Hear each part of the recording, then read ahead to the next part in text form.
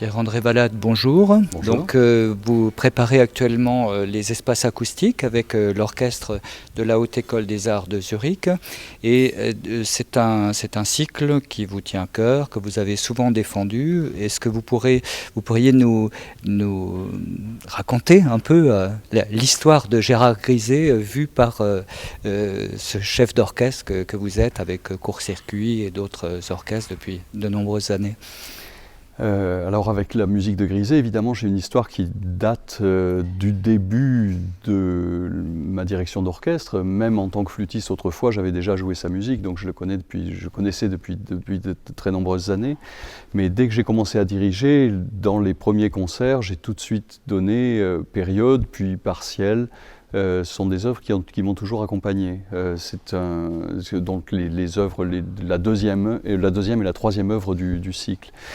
Et ce cycle des espaces acoustiques, c'est vraiment pour moi c'est pas seulement mon interprétation de cette idée, mais c'est vraiment un fait. C'est une œuvre majeure dans le courant de la musique spectrale. C'est vraiment, ce serait presque didactique, on pourrait dire, si ce n'était pas si merveilleusement beau. C'est merveilleusement beau et didactique à la fois sur la musique spectrale. Griset a composé ses œuvres entre 1974 et 1986, si mon souvenir est exact, donc sur une période de 11 à 12 ans. Il a commencé par Période. Période a été la première pièce, puis il a commencé Période partielle, prologue, puis modulation, transitoire, épilogue. Et ce cycle de 6 pièces est une sorte de voyage absolument épique, vraiment dans le son, dans les structures du son. Et la caractéristique pour moi de ces musiques et ce que je m'attache à donner dans cette version des espaces acoustiques, chaque fois que je dirige ces 6 œuvres, ou ces 5 œuvres, puisque l'œuvre pour alto solo n'est pas dirigée, c'est d'avoir une trajectoire entre les 6 œuvres. Et la notion de trajectoire chez Griset, c'est une notion vraiment très importante. C'est ce qui fait, je trouve, la cohérence du cycle. C'est une présence très forte d'une certaine forme de dramaturgie, finalement, déjà dans l'orchestration, puisqu'il y a cette pièce pour alto solo, puis ensuite 7 instruments, puis 18 instruments, ces 3 pièces étant enchaînées sans aucun silence entre les pièces. Les 18 musiciens de la 3e pièce sont déjà sur scène lorsque l'on commence la pièce pour alto solo. Et puis ensuite, on continue, on étend cet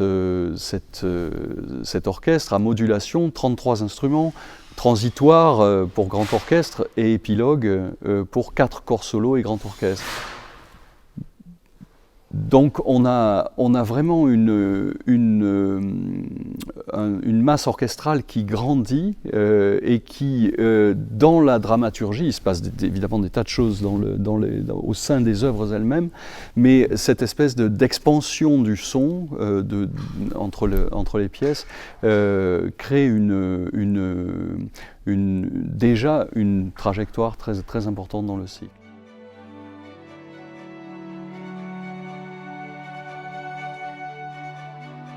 Au départ, vous avez connu Gérard Griset, je crois que vous aviez des échanges avec lui. Bien sûr, c'était un ami proche, on se voyait régulièrement, bien sûr. Et donc, quels ont été vos échanges sur sa musique, par exemple? On avait des échanges très, très amicaux et des échanges professionnels quand je dirigeais sa musique. Les échanges qu'on avait étaient vraiment des échanges vous savez, avec les amitiés avec les compositeurs, j'en ai connu beaucoup, j'en connais beaucoup encore aujourd'hui, et malheureusement il y en a quelques-uns qui sont plus là aujourd'hui. Mais les amitiés avec les compositeurs, ce sont des amitiés entre 2 personnes avant d'être des amitiés entre 2 musiciens.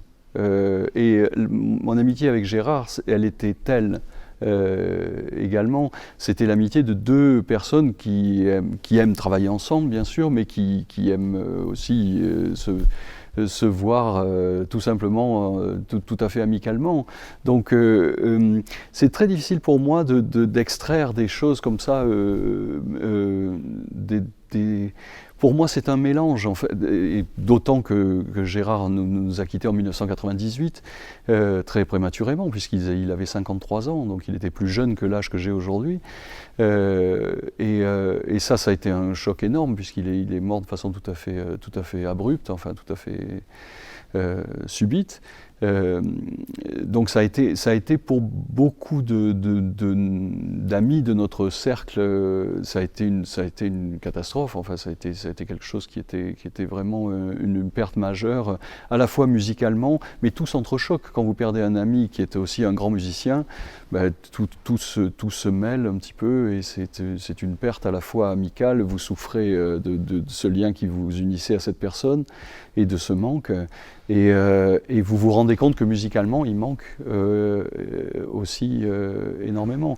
Mais je dois dire que quand j'ai dirigé les espaces acoustiques, donc ça a été postérieur à... j'ai dirigé la première partie avec lui, et la seconde partie, la première fois que j'ai dirigé la seconde partie, c'était sans lui. Déjà, puisque c'était postérieur, c'était à Vienne, je ne me souviens pas exactement de l'année, mais ça devait être 2000-2001, ou quelque chose comme ça, la première fois que j'ai donné les espaces en entier. Et avant, j'avais dirigé la première partie. Alors la première partie, c'était vraiment en collaboration avec lui. On a même fait ce disque des espaces acoustiques dont je dirige la première partie, et qui est où Gérard a assisté aux séances d'enregistrement. Alors vraiment, il était tout à fait là. C'était fait en collaboration avec lui totalement. Mais je dois dire que dans la seconde partie du cycle,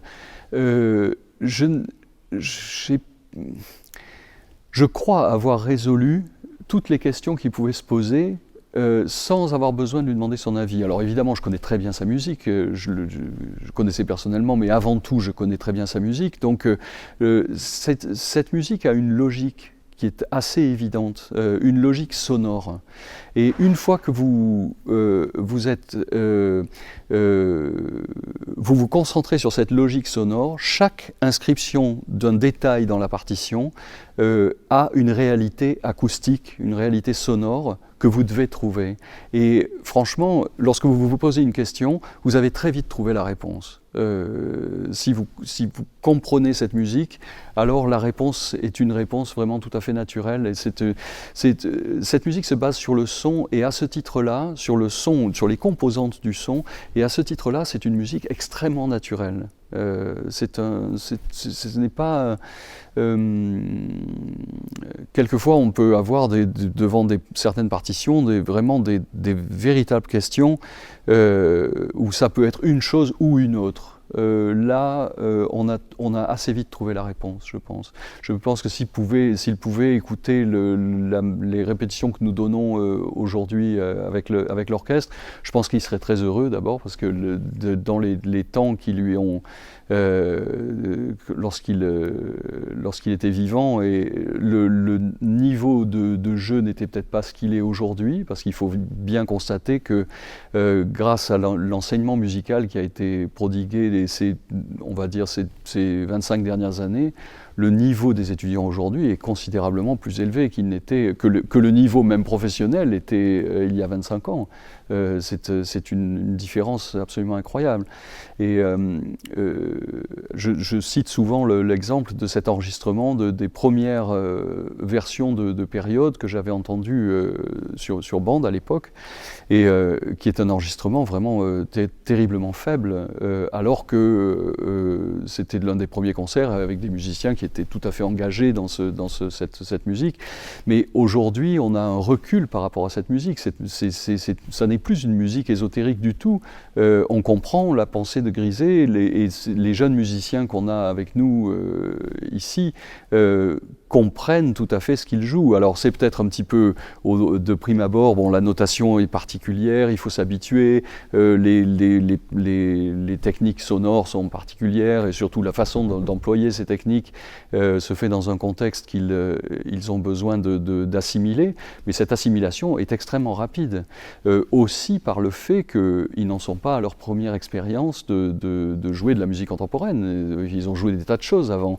Donc ces tas de choses qu'ils ont jouées, ces tas d'œuvres qu'ils ont jouées, des compositeurs très différents, créent une sorte de bagage comme ça et de mobilité par rapport à leur ouverture d'esprit et à leur technique instrumentale qui fait que maintenant cette musique s'assimile de manière tout à fait naturelle.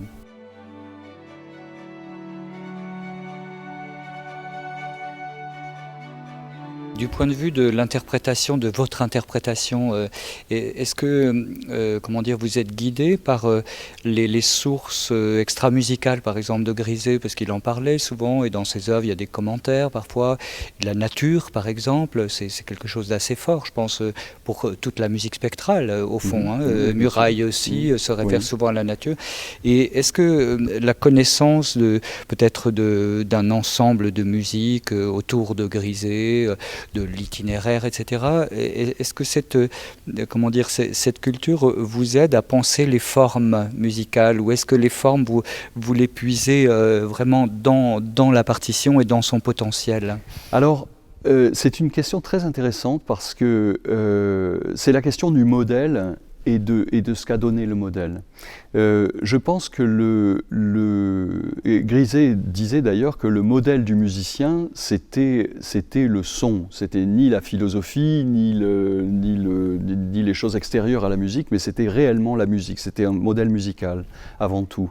Et en tant qu'interprète de la musique, l'interprète que je suis, je pense que le rapport à la partition, c'est une première chose qui est très très importante, très très forte. Ensuite, lorsque ça se fait en plusieurs temps. D'abord, on va puiser dans la partition ce qu'elle recèle, et lorsqu'on l'a complètement assimilée, alors il y a une sorte de liberté qui fait que on est vraiment dans le rapport au modèle, justement, mais pas parce qu'on va les chercher et qu'on essaie de s'en inspirer, etc., mais parce que la musique les reflète, et on voit ce reflet. Et je ne saurais pas dire si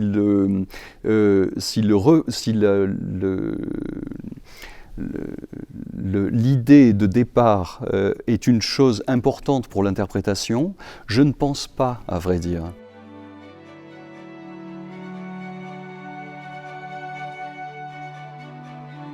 Je voulais également vous poser la question de l'écoute donc harmonique, on pourrait dire, de cette musique. C'est-à-dire que contrairement aux musiques sérielles, par exemple, ou à la musique tonale, donc il y a dans les musiques de Grisez, de Muraille et de Dufour et d'autres, ces composantes nouvelles qui ont été initiées par l'itinéraire, par une pratique au fond, au départ, d'un collectif de musiciens. Et donc quand vous dirigez, est-ce que cette écoute, elle est le résultat de toute une expérience, au fond, de plusieurs décennies peut-être, de familiarisation avec ça? Parce qu'un chef qui dirige Tchaïkovski aura peut-être du mal tout d'un coup à venir diriger Grisez du jour au lendemain, j'ai l'impression. Oui, bien sûr, il y a une somme c'est une musique qui m'a attiré depuis de très nombreuses années, donc cette somme d'expérience, elle se reflète dans la façon dont je dirige aujourd'hui et dans l'écoute que j'ai aujourd'hui, bien sûr. Et ces spectres sonores, on vous apprend pas ça à l'école, hein.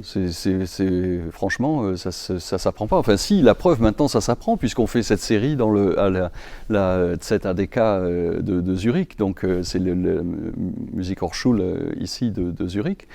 Mais bien sûr, l'expérience qui est acquise de concert après concert, enfin répétition après répétition, de l'écoute de ces spectres sonores est primordiale. Parce que qu'est-ce que c'est un spectre sonore finalement? C'est un objet musical qui a un équilibre, et l'équilibre des sons de ce spectre est fondamentale. Enfin, c'est vraiment un mauvais équilibre, une mauvaise justesse, un mauvais équilibre des hauteurs à l'intérieur du spectre rendra le spectre inaudible.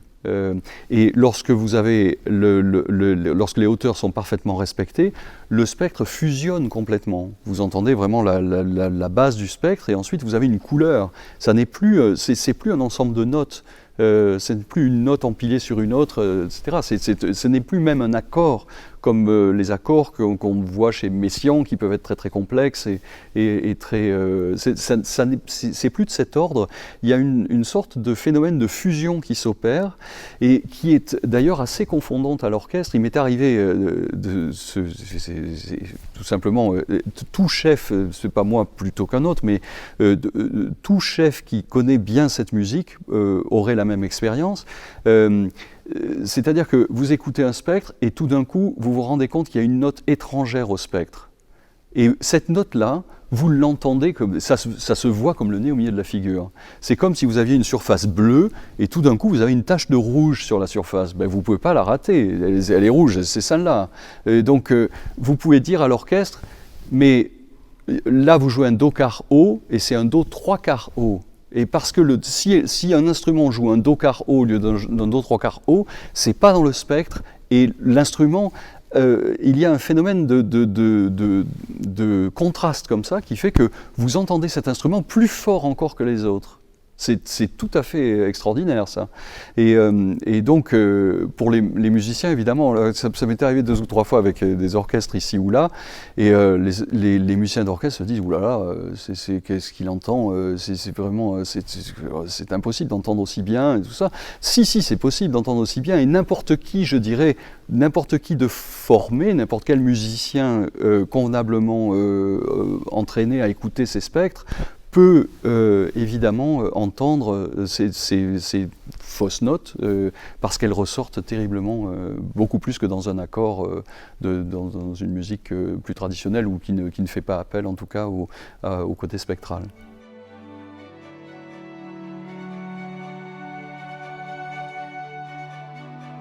Alors à votre avis, est-ce qu'il y a une leçon à tirer de ces pratiques pour, par exemple, l'enseignement, pour les futures générations de jeunes musiciens qui vont dans les conservatoires? Est-ce qu'on ne devrait pas faire écouter la musique comme ça aussi, en plus de l'enseignement traditionnel de la formation musicale, basée sur un tempérament égal, par exemple? La musique spectrale, enfin les compositeurs qui l'ont pratiquée, qui l'ont écrite, qui l'ont pensée, c'est pas venu tout d'un coup d'ailleurs, il y a des antériorités. Ligeti déjà, j'ai demandé à Tristan Murail un jour quels étaient ses héros, les gens qu'il écoutait quand il avait 20 ans, et avant qu'il invente cette musique incroyable avec Grisé et tous les amis du cercle de l'itinéraire. Et il m'a cité Ligeti, bien sûr, il m'a cité Chelsea, et il m'a cité Per Norgard, qui est un compositeur danois, vous avez tout à fait raison, et qui est encore vivant aujourd'hui d'ailleurs.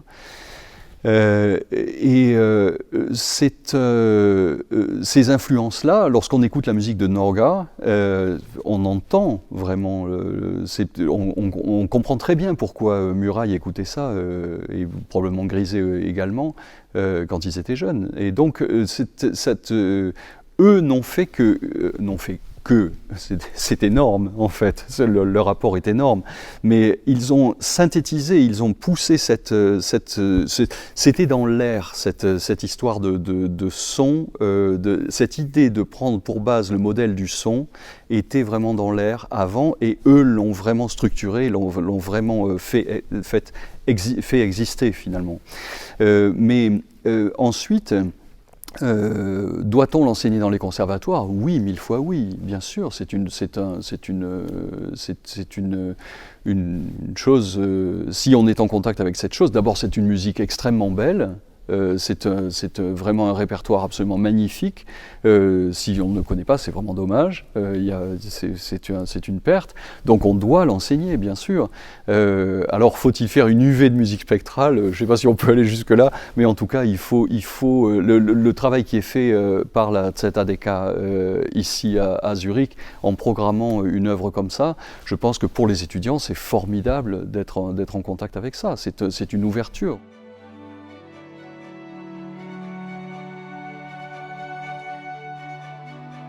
Ma première question sera sur un mot que vous avez prononcé à l'instant. Vous avez parlé de forme épique à propos de l'ensemble du cycle. Et effectivement, on sent bien quand on écoute ces œuvres une pensée, la pensée par processus, qu'il y a quelque chose de directionnel. Et donc, effectivement, qu'il y a un début et une fin, et aussi cet aspect très spectaculaire du déploiement de l'énergie sonore. Mais le terme épique, est-ce que vous pourriez nous expliquer davantage ce que vous entendez par là ? Alors j'entends par épique, pour qualifier ce cycle, quelque chose, pour moi c'est un voyage extraordinaire en fait. C'est presque un voyage initiatique dans le son. Et à ce titre-là, j'emploie ce mot épique un petit peu, peut-être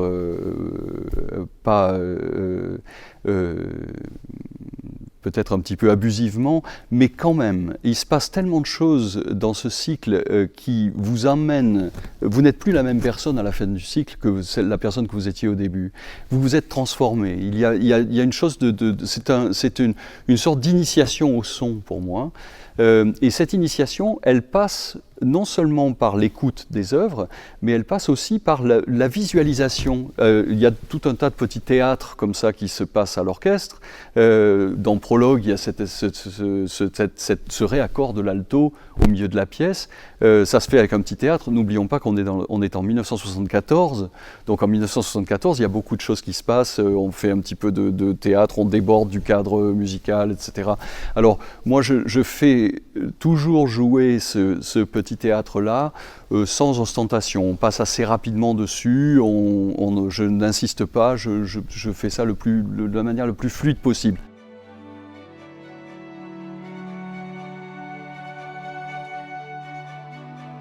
Oui, donc sur cette question du mot épique, en fait, vous avez anticipé l'autre question que j'allais vous poser, c'était sur justement cet aspect théâtral.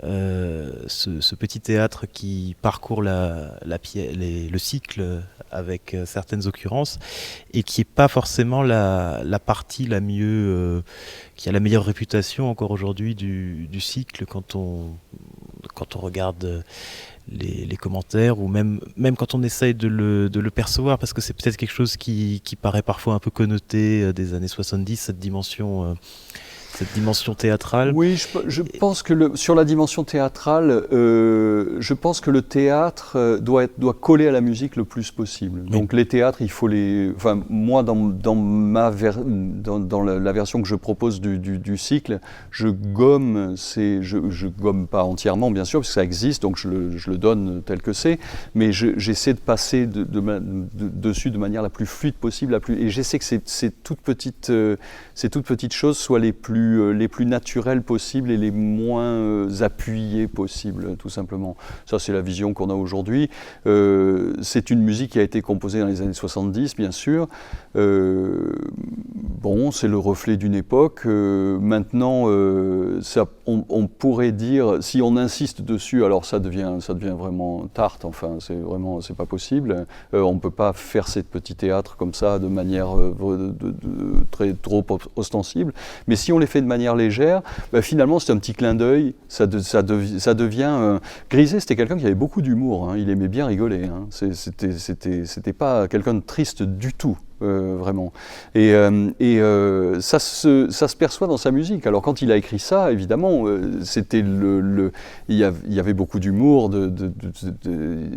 c'était l'époque, c'était ça. Maintenant, il faut le gommer un tout petit peu, mais il ne faut pas l'enlever. Et je pense que Je pense que ce n'est pas ce qu'il y a de plus important dans le cycle, à vrai dire. C'est juste un tout petit détail de la caractéristique du cycle qui existe, mais qui n'est pas une chose qui est fondamentale dans le cycle. Enfin, je ne la prends pas comme telle, en tout cas.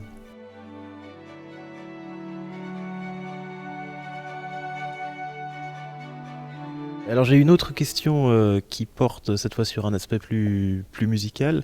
Il y a différents types de textures. Les plus célèbres sont ces textures de spectre qui s'étirent dans les cycles acoustiques, mais dans les espaces acoustiques. Mais il y a aussi des textures plus polyphoniques. Et à propos de ces textures, Griset écrivait que il souhaitait faire un véritable contrepoint spectral, ou du moins une polyphonie spectrale. Je ne sais pas s'il a utilisé le mot contrepoint. Ce qui n'est pas ce qu'il y a de plus facile, parce que c'est quand même le déploiement du spectre initialement lié à un certain type de texture en accord. Et là, le fait d'en faire une polyphonie, forcément, ça peut être beaucoup plus difficile à réussir techniquement sur le plan de l'écriture et à mettre en valeur. Alors pour vous, en tant que chef, dans ces passages-là, quels sont pour vous les enjeux ? Vous avez tout à fait raison de dire que c'est très difficile à réussir. Et ces polyphonies, c'est des polyphonies de phrases comme ça, ou qui ont une logique spectrale chacune, mais qui ne sont pas entendues comme des spectres. Bien sûr, c'est vraiment entendu comme des petites polyphonies, des choses qui s'enchevêtrent comme ça. Et ça demande beaucoup de précision. Beaucoup de précision, et généralement ces polyphonies, elles sont pas écrites de manière rythmique traditionnellement, elles sont écrites en écriture proportionnelle. Et là, il faut vraiment s'assurer que tous les musiciens ont parfaitement compris le système de la notation proportionnelle. Ça, c'est la première chose. Et la notation proportionnelle, en réalité, c'est très simple. Il faut imaginer que vous avez vous savez, comme les pianos mécaniques autrefois, avec des cartons perforés. Ben, vous imaginez que le carton va toujours à la même vitesse et que chaque fois qu'il y a un trou, ben, il y a une note qui est jouée. Et c'est la même chose. L'œil, sauf que la lecture du carton, en fait, c'est l'œil qui se déplace sur la partie instrumentale à vitesse constante. Et chaque fois que l'œil rencontre une note, l'instrumentiste joue cette note. C'est ça l'idée. Donc il y a cette sorte de lecture en continu comme ça, pas une lecture pulsée comme dans notre notation rythmique habituelle, puisque dans la notation rythmique habituelle, vous avez des temps, à l'intérieur de ces temps, vous avez demi-soupir pointé, une double croche, ou un triolet, ou je ne sais quoi, enfin vous habitez ce temps, mais ce temps est très délimité. Là, vraiment, les temps sont des points de repère, tout simplement, mais n'ont pas de valeur de pulsation. C'est pas une musique pulsée, bien qu'il y ait des choses qui soient très, des grandes pulsations qui soient qui sont plus, on pourrait dire plus lentes, plus expansives qu'une pure rythmicité traditionnelle. Finalement, on est dans un système où le temps s'écoule de manière continue, comme ça. Et donc il faut que les instrumentistes absolument soient aussi précis avec cette notation qu'ils le seraient avec une notation rythmique qui leur est beaucoup plus familière. Alors ça, au début, en général, ça prend un petit peu de temps déjà. Ensuite, il y a le système, les quarts de ton, ça, il faut que ce soit absolument juste, bien sûr. Et lorsque vous avez ces deux paramètres, les hauteurs et les durées, qui sont parfaitement comprises dans la lecture proportionnelle, à ce moment-là, il vous reste les dynamiques. Et les dynamiques sont une partie extrêmement importante à réussir dans cette musique. Et même dans ces mélismes, donc, qui sont faits d'enchevêtrement de lignes mélodiques, ces lignes mélodiques, elles apparaissent, elles disparaissent. chaque fois. C'est jamais une ligne mélodique qui est jouée avec une autre ligne, une autre ligne, une autre ligne, comme ça, tout sur le même plan. Jamais, jamais, jamais. Il y a toujours quelque chose qui se passe à l'intérieur de la ligne qui vous amène, qui vous fait mettre en lumière un instrument plutôt qu'un autre, et cet instrument revient dans l'ombre progressivement pendant qu'un autre va venir éclairer.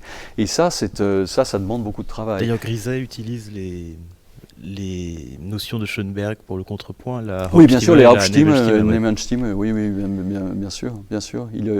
Oui, parce que c'est important qu'un instrumentiste sache, au-delà de la nuance qui est demandée, si sa partie devrait être prépondérante ou non. Est-ce que là il y a marqué mezzo piano, mais est-ce que ce mezzo piano, ça fait de moi quelqu'un qu'on doit entendre en tant que soliste presque, si les autres sont très piano, et même il peut y avoir des nuances contradictoires. Dans certains cas, on a un mezzo piano, par exemple dans un instrument très grave, qui sera entendu énormément parce qu'il est hors du spectre qui est joué par tous les autres instruments.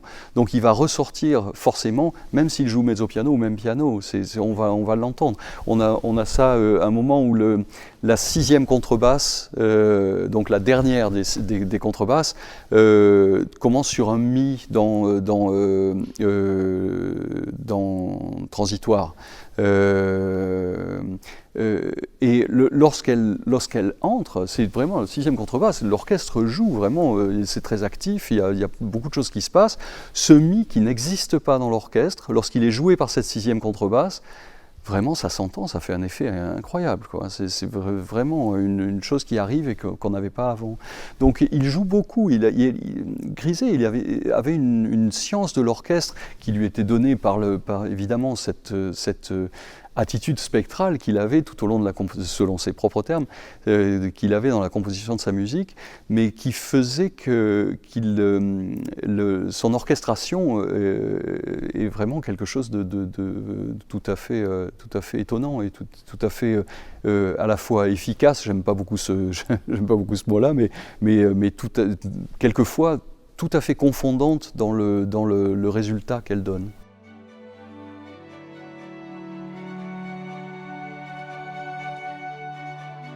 Et alors vous parlez beaucoup de la précision des hauteurs, de la nécessité de la précision des quarts de ton, des micro-intervalles, mais en même temps, Griset lui-même disait de cette musique qu'il appelait liminale que c'était malgré tout souvent des approximations, et il y a certaines textures justement où il est très difficile dans la vitesse de réaliser ces micro-intervalles. C'est-à-dire que effectivement, dans les textures vraiment spectrales typiques, oui, alors là, si c'est pas juste, on l'entend tout de suite. On peut viser effectivement cette fusion, mais il y a l'aspect de la vitesse et puis il y a l'aspect de l'éloignement aussi alors la touche peut-être plus à la perception, mais il est vrai que quand il y a des intervalles très disjoints avec des micro-intervalles qui apparaissent, ils sont, j'imagine, plus difficiles à la fois à entendre pour l'instrumentiste. Oui, donc même quand les intervalles sont très disjoints. Alors les intervalles disjoints, oui bien sûr, il y a forcément une précision plus difficile à obtenir. Moi j'ai tendance dans mon travail, et spécialement là, dans ce contexte-là, c'est encore à la fois plus agréable et plus possible de faire ça dans un contexte pédagogique comme celui-ci, parce qu'on a beaucoup de répétitions. Donc on peut aller vraiment au fond des choses, et plus vous demandez de précision, plus vous vous approchez de ce que veut le compositeur, tout simplement. Alors même si vous en laissez un tout petit peu, parce qu'il y en a toujours un petit peu qui est laissé, ou un instrumentiste qui ne fera pas exactement ce qu'il aurait dû faire, etc. Mais si vous avez vraiment bien travaillé, même la faute éventuelle ou l'imprécision qui va être donnée va être une imprécision qui va se rapprocher de l'original de la partition qui de manière beaucoup plus évidente. Donc vous êtes plus proche, et c'est cette précision-là. C'est ce qui me fait... vous savez, pour moi, la partition, c'est la Bible, en fait. La partition, c'est vraiment... je pense qu'un musicien doit être absolument humble devant une partition. Une partition, vous devez vous montrer au niveau de la partition que vous étudiez, que vous dirigez ou que vous jouez, si vous êtes instrumentiste, ou que vous étudiez si vous êtes musicologue, ou vous devez vous montrer au niveau de cette partition. Et cette partition, la plupart du temps, elle vous apprendra, elle a des choses, si c'est une œuvre comme celle-ci, qui est une œuvre incroyable, elle va continuer à vous apprendre des choses toute votre vie durant. Là, j'ai dirigé les espaces acoustiques vraiment de nombreuses fois, et à de nombreuses reprises, et j'ai cette fois réannoté transitoire et épilogue, parce que j'avais des partitions qui étaient incroyablement grandes, c'était problématique pour prendre l'avion, etc. Donc je me suis dit que j'allais prendre des partitions un peu plus petites, maintenant que je connaissais très bien l'œuvre, je pouvais prendre plus petit. Donc j'ai demandé à l'éditeur qu'il me fournisse des partitions en A2, parce que les autres étaient plus grandes encore que A2, donc c'était vraiment des draps de lit, quoi. Enfin c'était vraiment énorme. Donc je voulais pouvoir voyager de manière plus... Donc, j'ai dû réannoter ces œuvres. Mais en réannotant ces œuvres, je me suis dit, voilà, c'est l'occasion, je vais les réapprendre. Je ne vais pas seulement recopier mes annotations bêtement comme ça, je vais les retravailler depuis le début. Et en retravaillant ces œuvres, je me suis aperçu qu'elles avaient encore énormément à m'apprendre. Et je suis sûr que si je refais ce travail maintenant, elles auront encore des choses. Il y a encore des choses que je vais trouver et que je n'avais pas imaginé. Parce que l'écriture de Grisey est tellement riche de détails, tellement incroyable, que avant d'avoir fini, avant de dire « je possède complètement cette œuvre », je la possède tellement qu'elle n'a plus rien à m'apprendre. Bon, j'espère que je mourrai avant, finalement. Et c'est la caractéristique des chefs-d'œuvre, quoi. Oui, oui.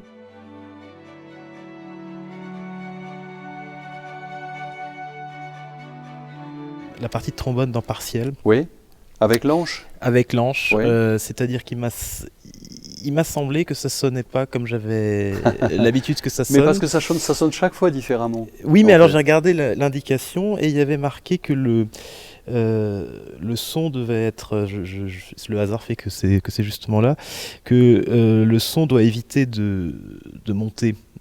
Que ça doit être un son... Oui, alors, oui, on doit, effectivement, la façon la plus belle de le réaliser, c'est quand le son, vous partez avec un son tenu, et ce son est amplifié, ce son est épaissi au moment du forté. Et là, effectivement, cet après-midi, on avait la même épaisseur, et puis ça montait, et puis ça redescendait. C'est ça, voilà. On essaiera de faire mieux. Hein. Voilà, c'est pour ça. C'était pas pour chipoter là-dessus, mais c'est juste que je me posais la question. C'est un passage très très délicat parce que l'instrumentiste souffle dans cette hanche qui est une technique qu'il ne maîtrise pas au passage. Bien sûr, son instrument, c'est une technique qui est pas comprise dans l'instrument. Et puis d'autre part, l'hanche est maintenue sur l'embouchure avec la main. Donc ça dépend comment l'anche est collée sur l'embouchure, ça dépend d'un tas de paramètres. C'est des paramètres très fins et quand il souffle, une fois que ça commence à changer, il ne maîtrise pas toujours ce qui se passe. C'est une chose un peu délicate comme ça. Mais pour un disque, on refait jusqu'à ce que ça fonctionne. C'est ça, oui, bien sûr. Pour un concert, eh bien, on prend ce qu'il y a dans le concert et on s'en contente. L'événement, oui. Merci beaucoup. Merci.